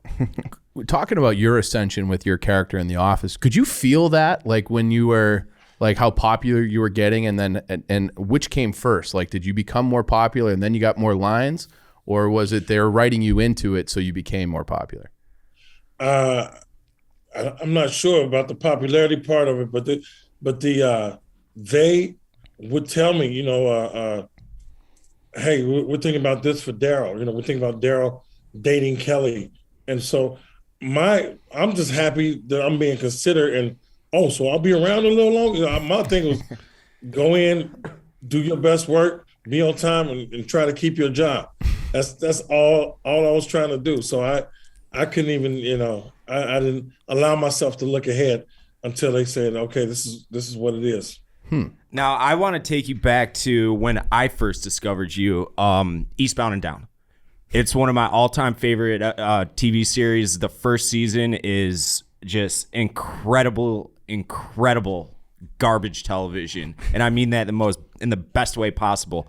What was it like filming with Danny and that ragtag crew? Because I feel like it was like, I don't want to say like the budget was probably low. It was a complete Hail Mary TV show, and then all of a sudden it's a cult classic and everybody loves it. It was beyond fantastic. It was beyond lucky because that he hit me. Danny had said something like, "Hey, come on, we'll have you come to the beach and work." And then we talked about it, and then later I got the offer. And each round I did, this happened twice. Every time I did it, it just happened to be when I didn't have to work on the office. It was like God was like, "Oh no, you're doing this," or else it'd have been, somebody else. I couldn't do vice principals because I had to work. So but Eastbound was fantastic. And then there was scenes with Will Ferrell as Ric Flair, pretty much. Ashley Schaefer. Yeah. Bro, that was some of the best times I've probably had on set, just because we were laughing so hard, and it was just so, it was like no rules. It was, you get to talk shit with Danny McBride going toe to toe. So and then I was a biker dude. Yeah. Tight dick player. It was all kind of ridiculous things going on, and so it was awesome. And then working with Danny, Danny, when I met him, I was doing Knocked Up. He came to the set, and we kind of saw a little bit of Foot Fist Way. It was like, this dude's a force to be reckoned with. And we did Pineapple Express. Yep. Danny had, his crew there, and these cats out of North Carolina, and I started to see the game like, okay, you bring people around you, and you kind of rise up with them. So he's like a family dude. He's a loyal dude, and he's got a lot of love there for that man. Now, I'm sure you've been asked this question a billion times throughout the last 15 years or whatever it's been since Eastbound and Down, but when you were filming, I'm pretty sure Will Ferrell was improvising the I Can Feel It in My Plum scene. How many times, like we just talked about how many takes, like 45 takes for The Office, how many times did you guys get through that with finally having a straight face? Because I think it'd be like an impossible task. 437. Is that the actual number? No way. Bro, I mean, I wouldn't be surprised. Listen, so you leave the camera going, right? Mm-hmm. And you just kind of reset yourself, and we will reset. So Will would crack us up on purpose. He's purposely trying to destroy the tape. So you got that going. Now, I'm making eye contact with Danny McBride. We supposed to be sitting there with a face off. It was impossible. There was tears. Yes. Little tears. So that happened. I don't know. I can't tell you the number of takes. I don't know how we got it. But it was. I think it was. I had to hold my breath or something. It was as soon as even if you blinked, it was over. Done. Plums, fresh from market. They got a bluish hue. The sun danced just off. It was dude. And then he was like, my son, Gabriel. Dog, it was just, and it was Let all him improv. see what's being consecrated. Let the boy watch. Let the boy watch. It was all improv. Yeah. Hey, have you ever seen Bat Fight? I don't think so, no. Okay. Take a look at Bat Fight, okay? Bat Fight happened because, we on the set of Eastbound and Down, and then I was like, what if we just start circling each other with bats, and then Will said bat fight. Then we went and shot this ridiculous video. It's a full movie. It's called Bat Fight, and he improvised the song right there. Then they put music to it later. But go watch Bat Fight. That happened because of Eastbound and Down. That's unreal. It's genius television. Now, what's something you can tell us about Eastbound and Down that like the public doesn't know? Because I'm sure there's like stories like 15 years later, what's like you're past the statute of limitations. Like the scene when you guys had the shotguns. You weren't in the scene, but it was Clegg and Danny. I read that you guys didn't have a permit for that scene, so like police showed up and they're like, "What the fuck you guys doing with shotguns on top of that?" I think it was a gas station, right? I can't speak to that. If I wasn't in that scene and I wasn't on set, and I was there, I would come and do a week at a time. Excuse me. So it's hard. I can't speak to that. Let me see. I don't even know what I can tell you. That's the hot take, so to speak. That people don't know. It was sweaty under the mask when I was like tight dick player. Just perfect television. Did you guys know when you were filming it that I was going to turn into the just classic show that it became? Man, all you knew is that we was having a blast, just being stupid, Just and they so collaborative, just stuff like I think I was like, yeah, you got 1 week, 7 days, such and such hours, such and such minute, and they would feed me, the right whatever it was. And I think another improv was we was fighting in the stands, and I was like, that's right, half. Yeah, come get your son. Get 2 for half price. Old folks and kids eat free. It was just ridiculous. Ridiculous. When how much did you improv on that show? We you got opportunities. I mean, you got the script and you got to get the story out. But there was always opportunity. It wasn't like every line was improv, but there was some opportunity. Like I think one time I just was staring at Danny when he found I was supposed to be this Christian, reborn, and then he saw me buying cocaine or something out the back. He's like, "Oh yeah," and then we had our little run in, and I was just staring at him. That stare was improv.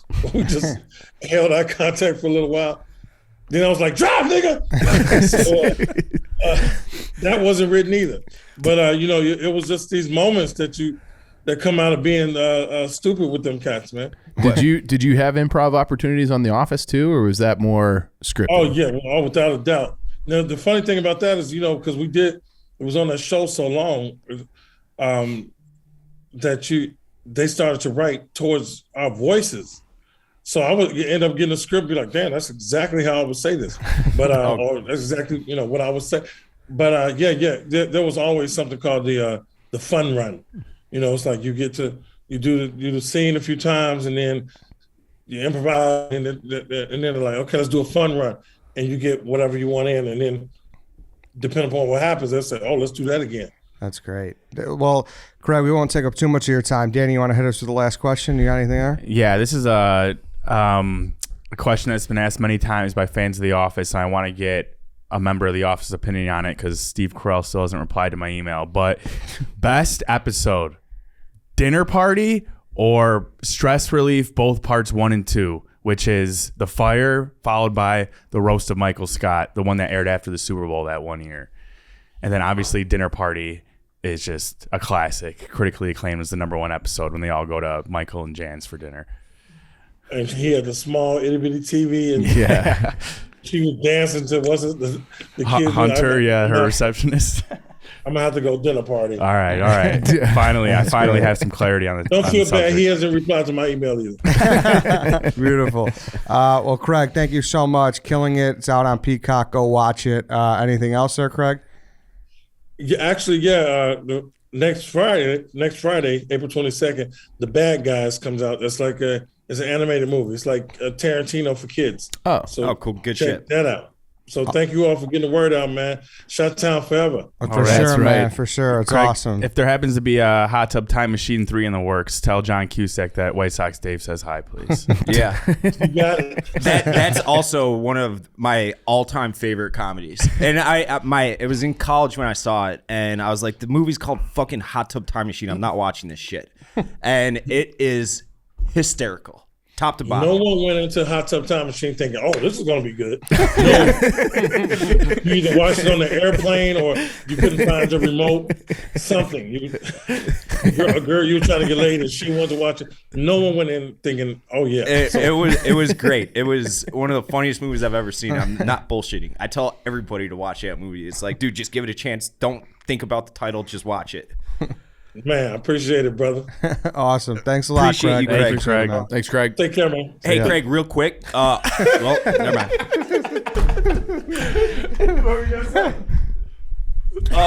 This kid that I play softball with swears he's his cousin. Well, Glad that guy. I told him I'd ask him. And that was Craig Robinson. That was fun. Yeah. That was fun. We talked to him a little bit beforehand about him hanging out on the north side. And, I mean, we're on the north side right now. Carl's been hanging out on the north side a lot. How many games you go to so far? I've been to 2 games. Have you used the Game Time ticket app yet? I love the GameTime Ticket app. That's the move. It's such an easy way to find good competitive tickets and prices, and just really my favorite place. It is. So baseball's back. The only place to get the best, cheapest last-minute tickets is a Game Time app. Ever dreamed of sitting in a seat you never thought you could, behind home plate, first row, in the outfield catching dingers? It's all possible with the Game Time app.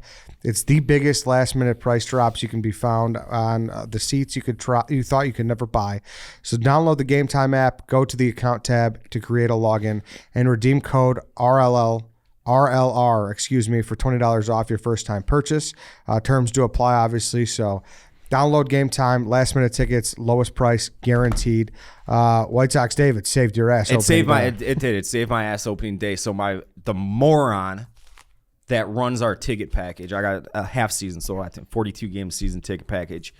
Tommy Hook, I know you're listening. You fucked up this weekend, but thank God for Game Time because they saved the day for me. Great lower level seats right behind home plate, so I could see that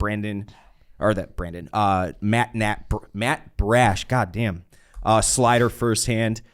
They saved the day. And like Ed said, you download the Game Time app and use the promo code RLR. Yeah. Red Line Radio. Yeah. RLR for $20 off your first order. Why is that hard to say? I don't know. We all butchered it. RLR. RLR. Actually, randomly, a couple people, because I put out a promo of my own via Game Time the night before the game, and people downloaded it and got their tickets. And at the tailgate, they're like, "Yeah, dude, that was a fucking easy experience. Like, I will be going through Game Time." Yeah, I know people moving have forward. probably mixed other apps in there for, finding tickets and whatnot. Make sure Game Time is now at the top of your rotation because it's the best way to go. I just downloaded it. Yeah, no, it's great. So you're going to be hitting games, you're going to be hitting concerts. The Bulls play Sunday, so go check that out. And I mean, Carl, I'm interested about what you got to say about this opening weekend at Wrigley Field. I just think they play hard. Like, this is a Cubs team that plays hard. And opening day was, the weather shit and all that stuff. And you're honestly just like, don't get swept by the Brewers. And the Brewers come in with, like, to me, it's hard to say they're the best 1, 2, 3 pitching staff. There probably are. But, I mean, they're fucking unbelievable. They on the probably mound. are. And Yes. Corbin Burns. So there's this at bat with Seiya Suzuki against Corbin Burns. He's just spitting on 96-mile-an-hour cutters that are just dangling off the plate. And then Corbin Burns comes back, throws 96 of his letters, just fucking spits on it. Throws a changeup in the dirt. Seiya's just like, dude, I don't swing. Like, Seiya's not swinging at that stuff. I've been so impressed with this guy because he doesn't swing at shit. And people said, like, when he came over, it's like, this guy walked more than he struck out in the Japan League. Which is like good baseball, yeah. insane, That dude. doesn't happen. That like Frank Thomas does that. Yeah, we're not talking about a guy who like walked more than he struck out in the SEC, If- where it's like, oh, well, this guy is a sophomore at Mississippi Like State. a great no, strikeout fuck to that. walk ratio, like a fucking fantastic strikeout would be like 13% strikeout or walk rate and like a 20% strikeout rate. Yeah. Like that would, and that's 7% difference. Like that is an awesome strikeout to walk rate.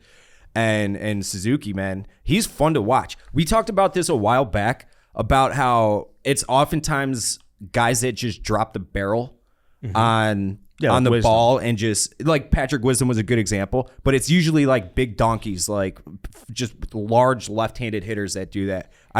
That's Seiya Suzuki though. I'm watching him like the side angle dugout view. He just he's not like swinging super hard, just finds that barrel and gets good loft on the ball. He's a ball player, man, and he is an athlete. He's Yeah, fun he to is. watch. He's a good right fielder, and he's moved It's- Hayward to center and then taken Jason Hayward like It's out off of in the equation. distance. I think he just went yard again. I have it on. Do you? I have Someone it here. went yard for the Cubs a minute ago, and I couldn't tell if it was him or Contreras. I'm watching right now live. But I think he just went yard again.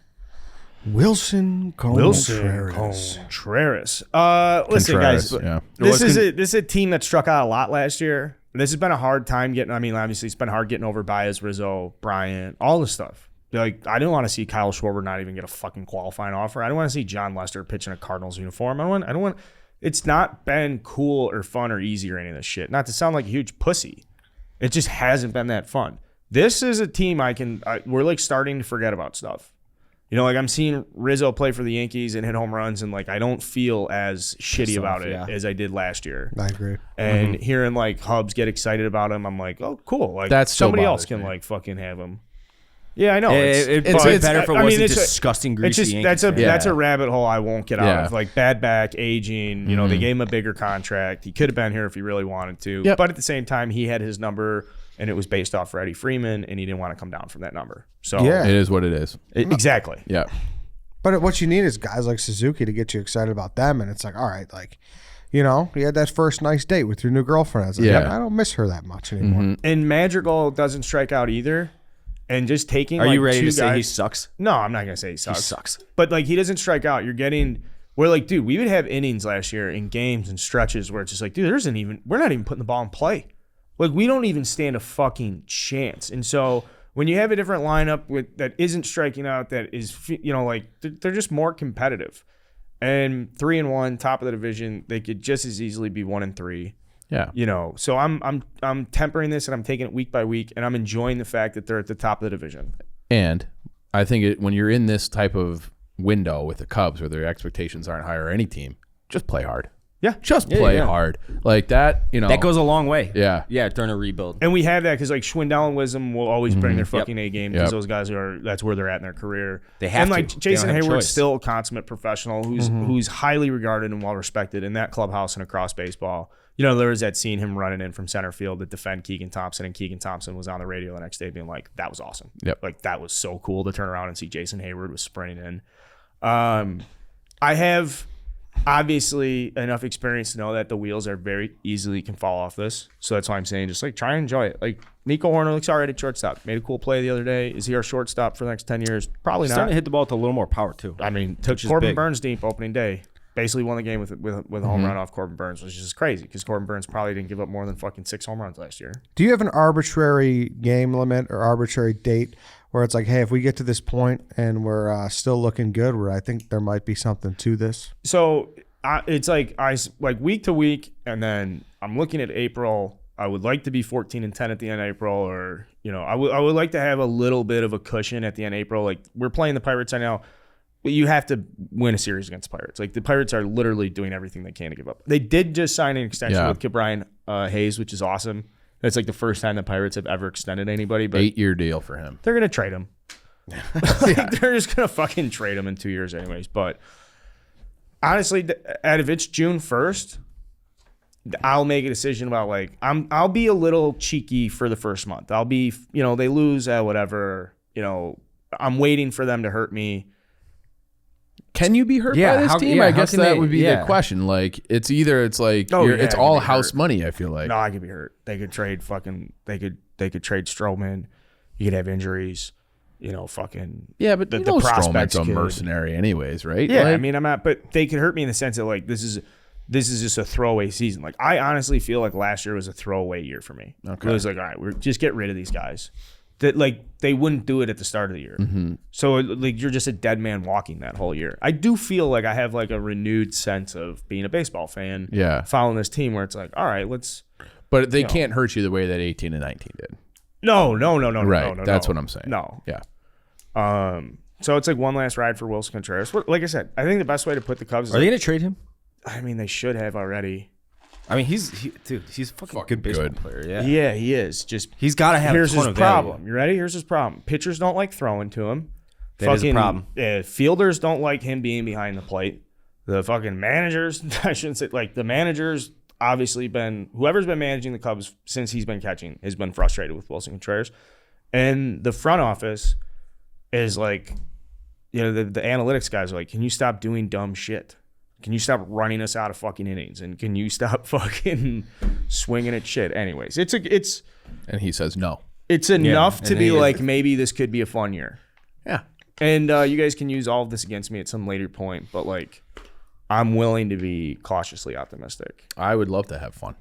I like the way they play. Yeah. You just say that. So. And it's April. This is when you're supposed to be optimistic. Yeah. And having fun. I mean, it's fucking. What was I going to say? Oh, we've done all our ad reads. I was going to do a transition. Nice job, guys. Feels good. Did you just rip ass? I think he was. I was stretching. Did you hear that? There's no ass. I would tell you. Yeah, I agree with you, Dave. Do you hide? You would.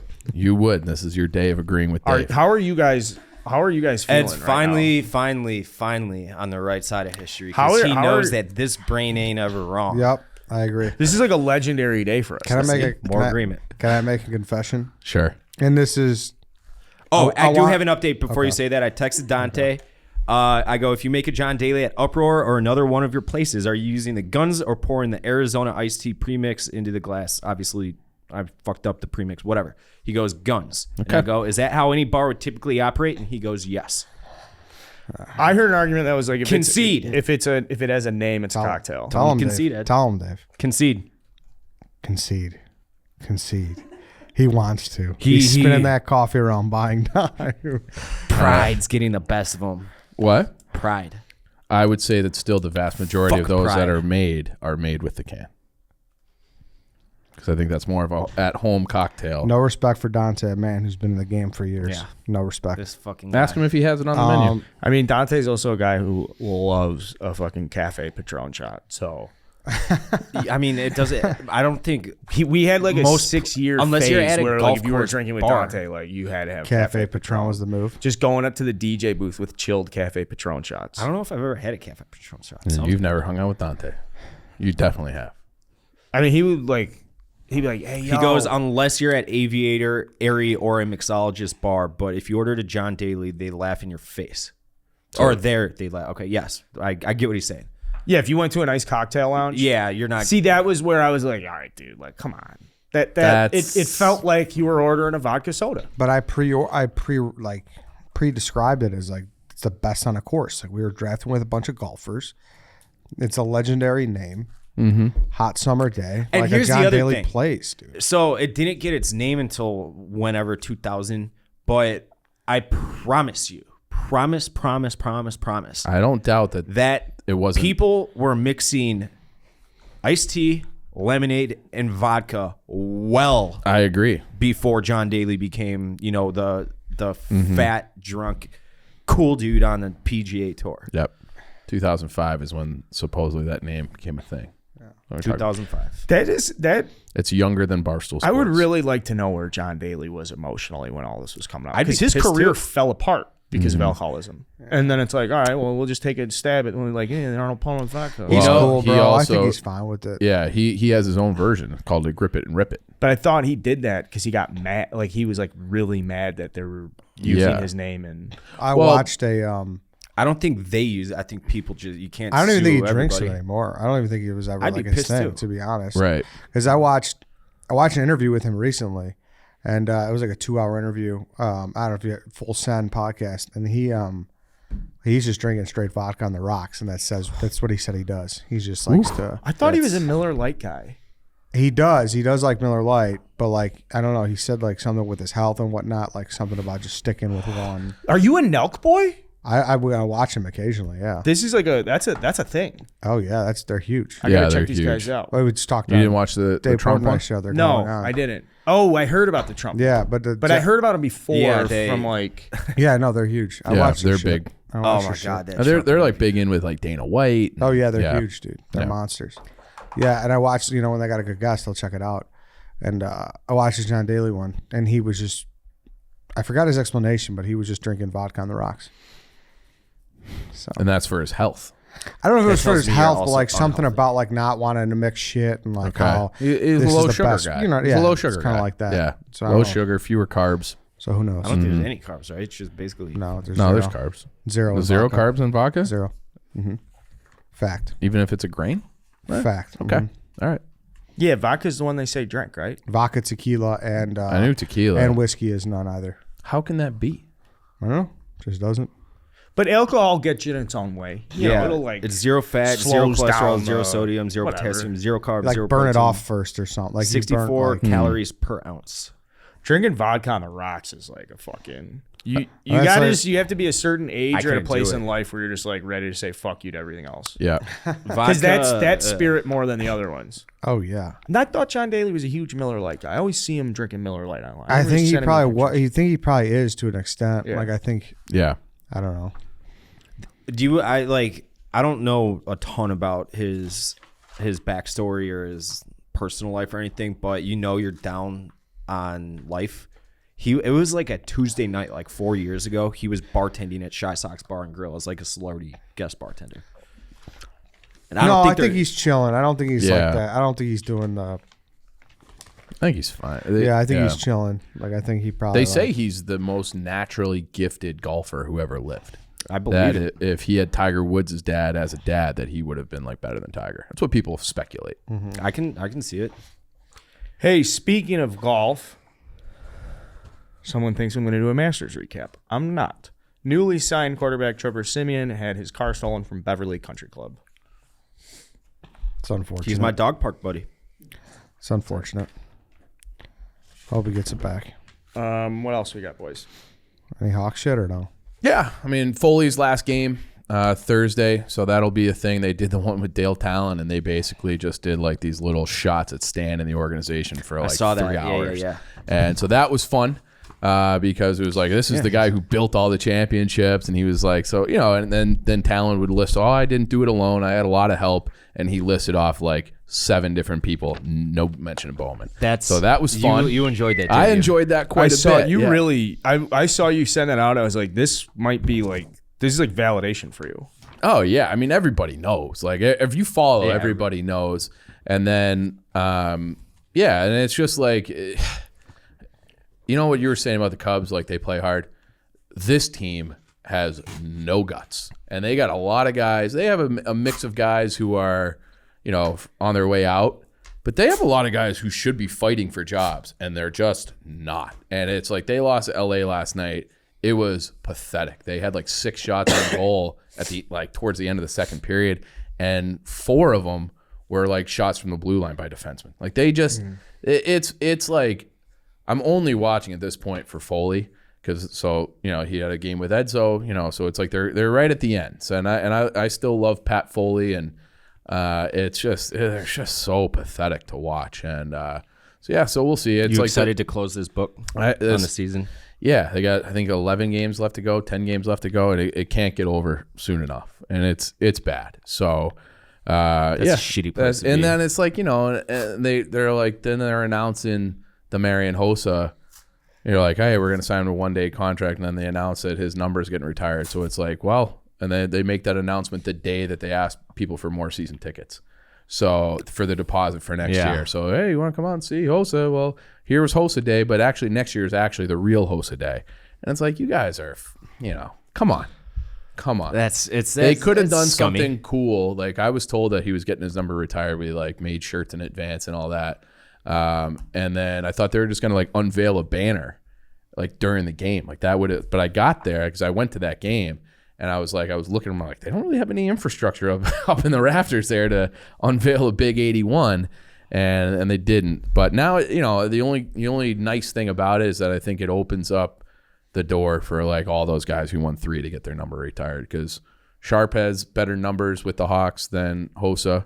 So Hossa's obviously a better player. He's a Hall of Famer. But Sharp, he's a better Blackhawk by many measures. So he should get it. Seabrook can share it with Chelios. So there will be some nostalgia moments in the future. And I'm glad that like that main core looks like they should be honored the right way. I think they should put all of them up. If you won 3, and then maybe Crawford too, because he's probably the... Why not all on one banner? I think that's lame. Is it? And probably. And like great players don't come around. Great players and great teams just don't come around very often. So, if you were like, oh, like it's getting crowded up there, it's not. I think they have 5 retired numbers in 100 years.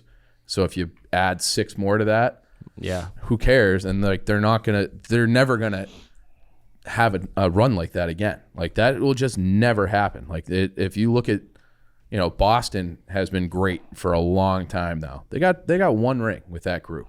And same thing with Washington. They've been in the playoffs, conference finals every year. They got 1. Yeah, but I mean, the Lightning, the Kings, Kings got 2. Yeah. Lightning have 2, but they're both. There's a lot of people. If you talk to people in hockey, be like, yeah, we don't really count those because COVID and shit. Because of COVID, shortened season, different travel, different format, and if you look at, there's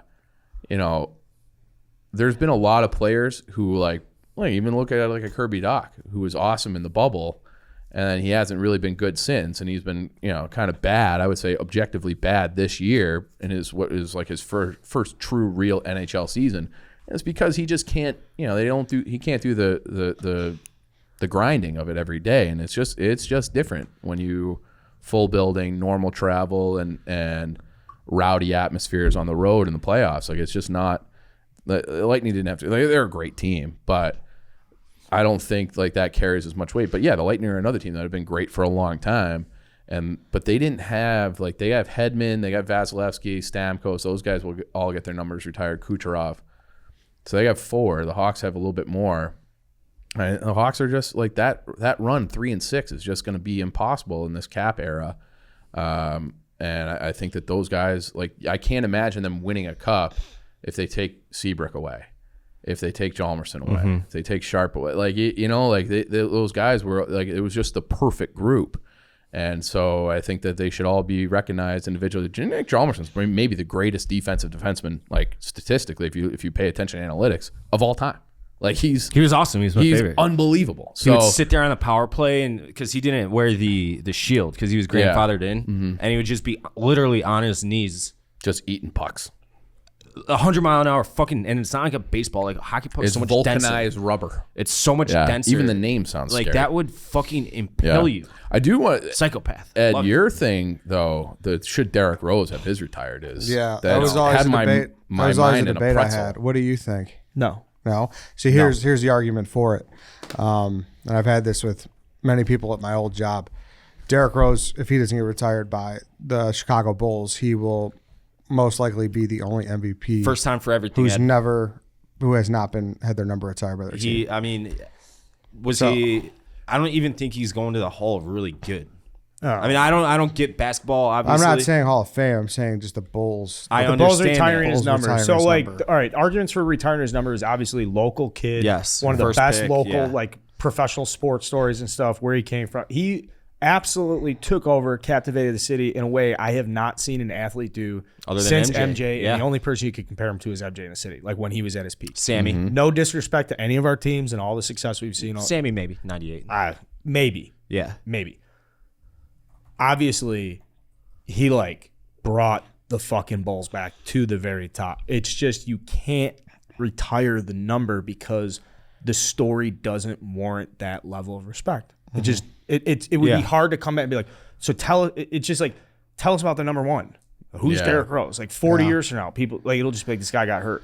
Yeah, but Dude, I mean, aside from his like- MVP year, he's basically Kirk Heinrich with the Bulls because of the injuries. Yeah. Like the statistical output. I'm looking at him right now. it's just a tough call though, man. Look what happened with Anthony Morrow. Remember when they traded him from the Doug McDermott deal, and he tried to wear number 1, and people were mad at him for trying to wear it. And he's like, "Oh, sorry, I meant no disrespect. Like I'm not going to wear number like." So that's a good argument because no one will wear number 1. Yeah, so you so might it's as well like- retire it because he is probably he's as respected by his peers for his talent than anybody. Like his peers are like, dude, Derrick Rose. The other part of the equation for me is that Jerry Sloan and Bob Love both have theirs retired, and you got to think. I didn't see those guys because they're from the 70s or whatever, but you got to think Derrick Rose was a better basketball player than them and meant more to the franchise than those two. So if those two are up, then D Rose has an argument. He's probably the third best player in the history of the organization. But It's Jordan, Pippen, and him. I don't think you should ever retire I don't know. someone's number. I am more because liberal of- about retiring numbers than most. I don't think it should be purely statistical based. For him, it would be like because if he was born in fucking Charlotte, North Carolina, like MJ, wherever MJ is from, North Carolina, we wouldn't be talking about him today. He still won an MVP, and to Ed's point, that It's still been a like what if story, but like he wouldn't have the love. I'm one of those people. I love Derrick Rose. He was my favorite athlete on the planet. I think it's He a was coin MVP. flip for me. I Is he don't think better it's than like Bob Love and Jerry Sloan? I don't. I can't say definitively, but I think another- And I lied. I take that Kirk Heinrich back, kind of comment back. But his last 4 years with the Bulls, they were just like, 15 points per game. he barely played. And with Michael Carter Williams as well, 4 assists a for the game. record, with not wearing number 1. So it's like, Yeah. but to me, I thought that was dumb that they didn't let those guys wear. Like I didn't think it 'Cause was it's a not big deal. retired. Yeah, it's not retired. You should be able to wear that. And they traded him. Yeah, That hurts. Like Yeah. when you think about That like, hurt him he's- though too. But then for the Bulls to come back and be like, we're going to retire your number. Like, dude, you traded him to the fucking Knicks. Yeah, but like But they had to trade him, right? probably, and that like ultimately helped him. But like they're like the other big one with the not Hawks is- initially because he sucked at first. Yeah. and then went to Cleveland. It wasn't good, and they thought about retiring. And then Minnesota. he had a renaissance in Minnesota, Yeah. and then his new Knicks revival. So But what about like a Chelios thing? People hate Chelios in this town too. But he should have like he and I don't think it's like a hate thing. Like everyone's People, happy. No, I'm saying for Rose. I'm saying people are happy because he just figured it out somewhere else. Like I don't know anyone who's like, oh fuck him, because he's good for the Knicks now. No, but that would be more to my point that like if Chelios, who went to the Red Wings and won a cup, and now like there is a faction of people that still don't like Chelios, but I think he should probably get his number retired too. So he and Seabrook can share 7 the way Pierre Palat and Magnuson share 3. But yeah, I think if that can happen, then I think Derrick Rose can happen too. But again, I got to say, it's a coin flip for me. I wouldn't be tough, man. yeah. Like you're like a hard no. I think it warrants a discussion for sure. I would lean no. I don't think so at all. I'd lean no. All right, he was rookie of the year. His second year, 20 points per game. Then his MVP year, 25. Then it went 21, 15, 17, 6. It was just downhill for me. Like he had 3 really good years. Well, it's like that Joakim Noah clip on PMT where he's like that was the year that they were going to go to the final Is when he got hurt. was when he got hurt. Yeah. And I just so it's like he was robbed of his best, like, and if they go to the final that year, then he probably does get it retired. Because like you're saying at the beginning of the show, the playoffs they still matter. didn't get by LeBron. There was a lot that still had to happen. Yeah. Even if he didn't get hurt. That was their best team, but man, I would fucking retire Joe Kim's. I love Joe Kim. he's awesome. I'm joking. Oh, But I mean, I would- do love them. Yeah. I don't know. Let us know. Yep. Yeah, let us know what you guys think. Yeah, Bowls we'll have, playoffs are coming up. We'll have the little twink intern Danny that's got IBS and has behavioral disorders. We'll let him put a poll out like we do for the dog walk, and we can vote on it. How's that? We can do that. Loaded show. Thanks, Craig Robinson, for coming on. Check out Killing It on Peacock. Check out Killing It on Peacock. Subscribe to the Dog Walk Draft. Subscribe to our YouTube page. All that stuff. Hopefully you too. I like that. Well, hopefully when we come back, you and Eddie. What about it? Oh, We always do this. yeah, it's good to get it out there. We always argue. Fucked him up. All No, guys. you didn't. No breaks. And DJ, play that shit.